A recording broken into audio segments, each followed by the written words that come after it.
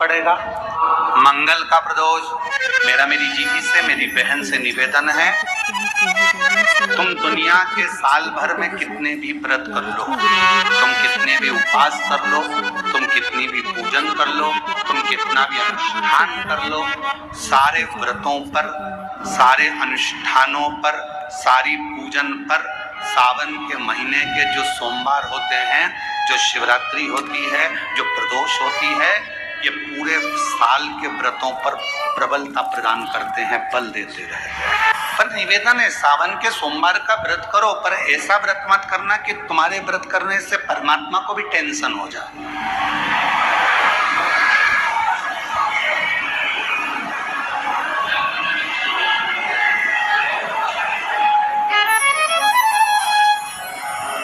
कई माताएं व्रत कर लेती हैं, मेरा सावन का महीने में व्रत है, पूरा 1 महीना व्रत करूंगी, 1 लौंग खाऊंगी, 1 गिलास दूध लूंगी, इसके सिवा कुछ नहीं लूंगी, 1 फल खाऊंगी, इसके सिवा कुछ नहीं। वो बेचारी बोल रही मम्मी शुगर ऊपर नीचे हो जाएगी, तुम्हारा बीपी ऊंचा नीचा हो जाएगा, तुम तो खाओ पियो। अब आपको पूरे महीने भगवान शंकर की आराधना भी करना है, पूजन भी करना है, अर्चना भी करना है, जाप भी करना है, कथा भी सुनना है, मंदिर भी जाना है, और मालूम पड़ा ऊपर से तुम बीमार पड़ गए। बीमार पड़ गए तो क्या मंदिर जा पाओगे? जम के तो बोलो, आराधना कर पाओगे? बैठ कर भजन कर पाओगे? कथा सुन पाओगे? नहीं। इसलिए व्रत ऐसा करना जिस व्रत में तुमको भी टेंशन नहीं, तुम्हारे परिवार को भी टेंशन नहीं, और भगवान शंकर को भी टेंशन नहीं। किसी को चिंता नहीं, तुम्हारे व्रत करने से किसी को परेशानी नहीं। मालूम पड़े तुम भोजन का त्याग कर दो, इसका त्याग कर दो, उसका त्याग कर दो, सब चीजों का त्याग कर दो, और बीमार पड़ जाओ, तो शिव महापुराण की कथा कहती है ऐसा तप, ऐसी साधना किसी कई माताएं तो ऐसी भी होती हैं भाई, पत्र लिखती हैं, कई गुरुजी हमारे घर में अभी इनकी तबीयत ठीक हुई, फिर ससुर की तबीयत खराब हो गई, देवर का हो गया, देवरानी का हो गया, सास की हो गई, मेरी हो गई, बच्चे बीमार पड़ रहे हैं, कहीं कोई बीमार पड़ रहा है, कोई बीमार पड़ रहा है, एक ना एक घर में बीमार पड़ते ही रह रहा है, कोई ठीक रह ही नहीं पा रहा। गुरुदेव हमारे घर में कोई दोष हो गया क्या, या हमारे पूजन के कक्ष में कोई तकलीफ हो गई, या हमारे घर में पितृदोष हो गया, वास्तु दोष हो गया, कालसर्प दोष हो गया, एक बीमार पड़ता एक ठीक होता, फिर बीमार पड़ता फिर ठीक होता, फिर बीमार पड़ता फिर ठीक होता। शिव महापुराण की कथा कह रही है, शंकर भगवान का चरित्र कह रहा है। सावन के महीने में प्रदोष का जो दिन आए, 2 प्रदोष श्रावण के महीने के 2 प्रदोष पड़ेंगे। किसी भी प्रदोष पर एक पीपल के पत्ते पर कनेर का पुष्प अपने घर के अंदर रख लीजिए प्रदोष के 1 दिन पहले, और प्रदोष वाले दिन उसको बहते हुए पानी में डाल दीजिए। जिंदगी में जो तुम्हारे यहाँ तकलीफ चल रही है, एक उठ रहा है, एक बैठ रहा है, एक बीमार पड़ रहा है, एक ठीक हो रहा है, फिर बीमार पड़ रहा है, फिर ठीक हो रहा है, ये ठीक हुआ, फिर इसको हो गया, फिर इसको कुछ हो गया, फिर किसी को कुछ हो गया, अर्थात शिव का नाम लेना। और फिर ही ध्यान देना, इस क्रम को करने के लिए आपको तुम रुकेश्वर महादेव का नाम लेना पड़ेगा। कौन से महादेव का नाम बोलना है? तुम रुकेश्वर महादेव, जिन्होंने भगवान शंकर की विरल भक्ति को धारण करा। एक शिव और एक गुरु, 2 वाणी पर अगर भरोसा निश्चित है तो ये मानकर चलो कि भगवान शंकर आपके जीवन में कभी तकलीफ आने ही नहीं देगा। एक शिव की वाणी, एक गुरु की वाणी।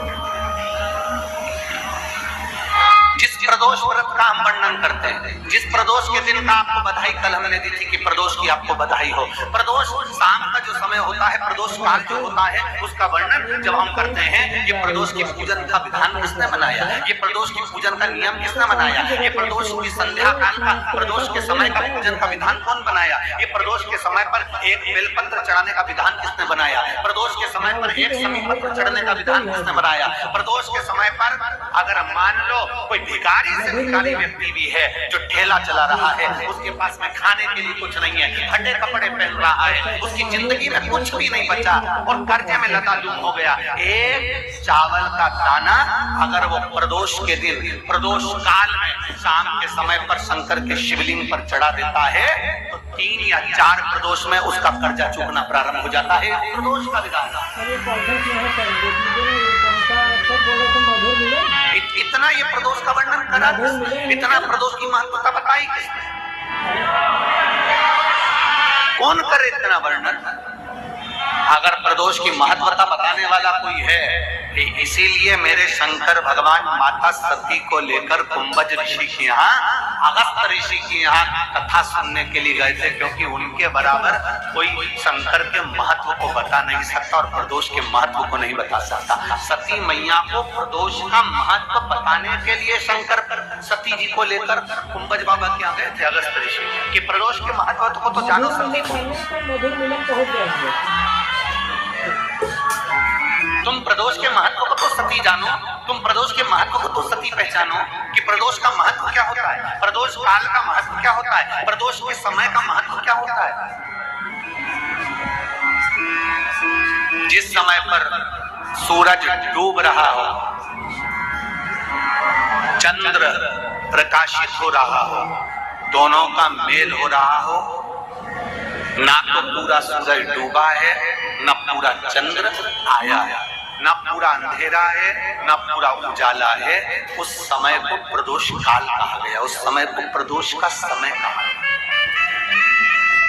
प्रदोष काल।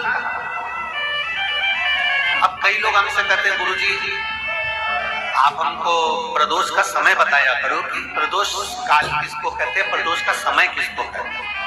अब एक बात हम आप सबसे कहना चाहते हैं, जितने लोग आस्था चैनल पर सुन रहे हैं, जितने फेसबुक यूट्यूब पर सुन रहे हैं और जितने रेवाड़ी की पवित्र धरा पर कथा को सुन रहे हैं, आप सबसे एक बात कहना चाहेंगे, अगर हम समय देखकर बताएं आपको कि शाम को 6 बजे, 6:30 बजे, 6:30 पे लेकर 7:30 के बीच में ये समय है, या 5:30 से लेकर 6:30 तक का ये समय है, या हम तुमको बोल दें कि इतनी बजे ये समय प्रदोष काल का रहेगा या इतनी बजे ये समय रहेगा, तो देखिए कभी कभी ठंड का समय आता है तो दिन जल्दी ढल जाता है, कभी कभी गर्मी का समय रहता है तो दिन बहुत लेट ढलता है।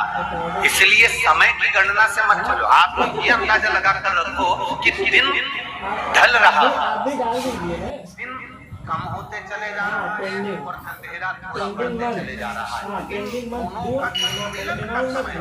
अब कितनी बजे आपको बस उसके मिलन का समय दिखाता है, वही समय प्रदोष काल कहलाता है, वही समय।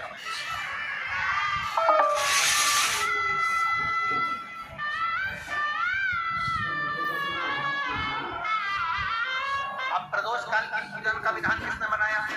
कोई आपसे पूछे तो क्या बताओगे? जम के बोलो जल्दी से, कौन ने बताया था? अगस्त्य ऋषि। प्रदोष का नियम बना, शिव जी के शिवलिंग पर 5 जगह पर त्रिकुंड लगाना, चंदन समझेंगे अच्छे मान लो। शंकर भगवान का शिवलिंग है,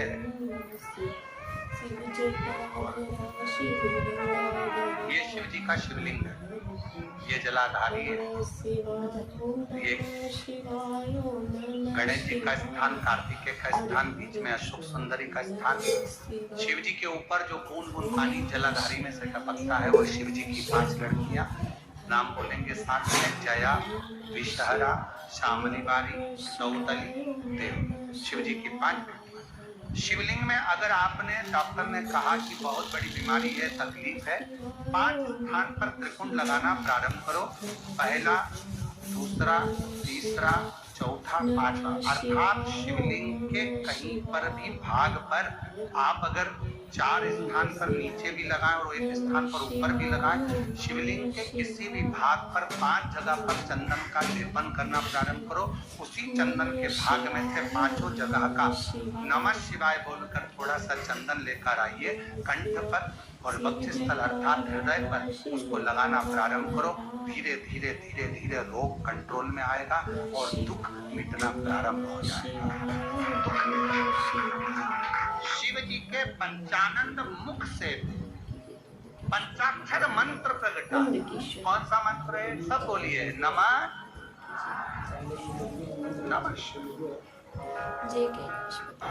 राम जी तक अगर तुमको तुम्हारी पूजन पहुंचाना है, भगवान कृष्ण तक तुम्हें अपनी कोई पूजन पहुंचाना है, देवी जी तक तुम्हें कोई पूजन पहुंचाना है, बृहस्पति महाराज, नवग्रह, राहु, केतु, चंद्र, सूर्य, बुध, मंगल, जो भी ग्रह हैं, शनि आदि, उन तक तुम्हें अपनी पूजन पहुंचाना है। अपनी कुल देवी, कुल देवता, पितर देवता, जितने भी देवी देवता हैं, उन तक अगर आपको कोई पूजन पहुंचाना है तो किसकी पूजन करेंगे? तो कहा शंकर भगवान की अगर किसी ने पूजन कर ली तो 33 कोटि देवता तक वो पूजन पहुंच जाए। फिर वो पूजन 33 कोटि देवता तक पहुंच जाए। ये जितने भी देव हैं, जितने भी देवता हैं, जितनी भी देवियां हैं, जितने भी देव आदि हैं, चाहे वो पितर देव हो, चाहे कुल देव हो, चाहे वो कुल देवी हो, और जितने भी देवी देवता हैं, ये वृक्ष की पत्तियां, फूल और फल हैं, और मेरा देवाधिदेव महादेव इस वृक्ष की जड़ है। जड़ को पूज लोगे तो सारे वृक्ष अपने आप पूरी पत्तियों को, पूरे फल को, पूरे पुष्प को पूजते हैं। किसी ने कहा आपको केतु लग गया, किसी ने कहा आपको मंगल लग गया, किसी ने कहा आपको बुध लग गया, किसी ने कहा आपको शुक्र लग गया, शनि लग गया। और शिव महापुराण की कथा में रुद्रखंड कर ऐसा कोई ग्रह नहीं है जो शंकर भगवान के पास आकर अपना विनय नहीं करा। सूर्य देवता ने भी विनय करा, चंद्र देवता ने भी विनय करा, सारे बृहस्पति हो, शुक्र हो, बुध हो, मंगल हो, ये सारे देवता भगवान शंकर से आकर विनय करे थे। तो शिव जी ने इनको वचन दे दिया था कि तुम पूरे नव की नव ग्रह मेरे शिवलिंग के पास में होंगे, और जो मुझे जल चढ़ाएगा वो नवग्रह देवता अपने आप शांत स्वभाव में हो जाएंगे और उनको फल प्राप्त। ये शिव का वचन। एक पूजे सब पूजे। वृक्ष की जड़ में जल दिया, पूरे वृक्ष की पत्तियों में, फल में, फूल में पानी पहुंच गया। उसी तरह शंकर भगवान का यदि भजन करा है, शिव जी का यदि स्मरण करा है, शिव नाम का यदि जाप करते हो तो सारे देवताओं की आराधना पूजन आप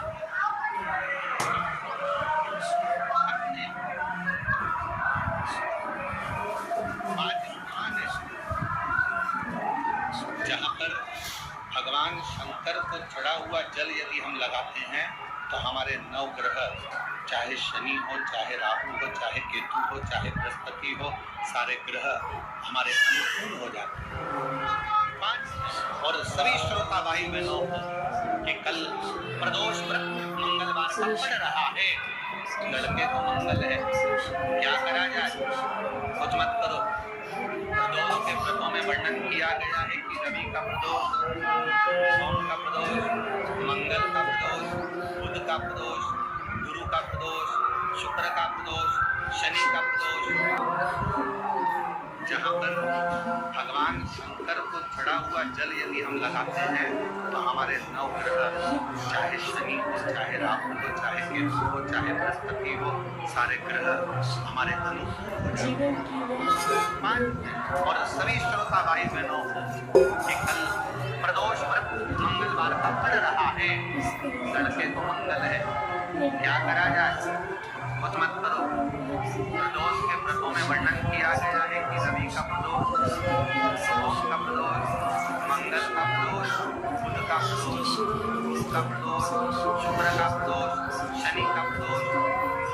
जो प्रदोष पड़ते हैं पूरे महीनों में, पूरे वर्ष में, मंगल का प्रदोष निकाल कर रख लो कि मंगल का प्रदोष इस दिन पड़ रहा है, मंगल की त्रयोदशी तिथि पड़ रही है।